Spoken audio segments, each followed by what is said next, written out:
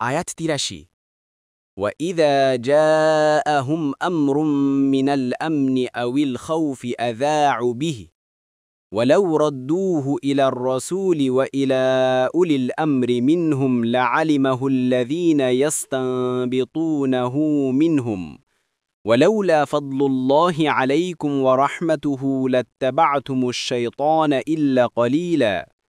অনুবাদ: যখন শান্তি বা শঙ্কার কোনো সংবাদ তাদের কাছে আসে তখন তারা তা প্রচার করে থাকে।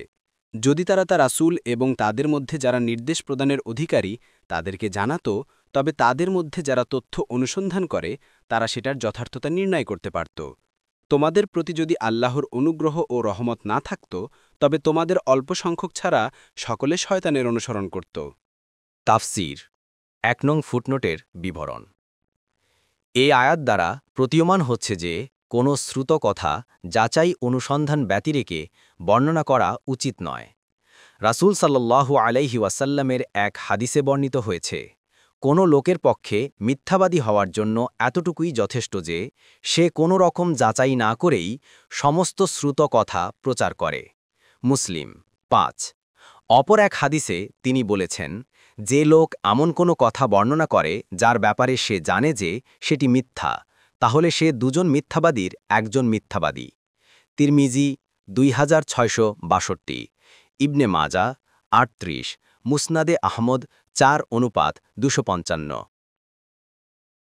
২ নং ফুটনোটের বিবরণ। আয়াতের দ্বারা প্রতীয়মান হয় যে রাসূল সাল্লাল্লাহু আলাইহি ওয়াসাল্লামও দলিল প্রমাণের মাধ্যমে হুকুম আহকাম উদ্ভাবনের দায়িত্বপ্রাপ্ত। তার কারণ আয়াতে দুরকম লোকের নিকট প্রত্যাবর্তন করতে নির্দেশ দেওয়া হয়েছে। তাদের একজন হলেন রাসূল এবং অপরজন হচ্ছেন উলুল আমর। অতঃপর বলা হয়েছে, তাদের মধ্যে যারা ক্ষমতার অধিকারী তাদের জানাত, তবে তাদের মধ্যে যারা তথ্য অনুসন্ধান করতে তারা সেটার যথার্থতা নির্ণয় করতে পারত। আর এই নির্দেশটি অত্যন্ত ব্যাপক। রাসূল ও আলেম সমাজ এর আওতাভুক্ত। ৩ নং ফুটনোটের বিবরণ।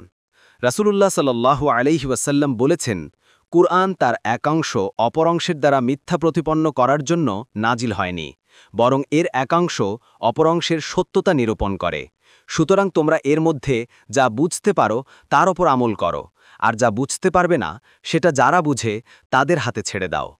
ইবনে মাজা ৮৫, মুসনাদে আহমদ ২/১৮১।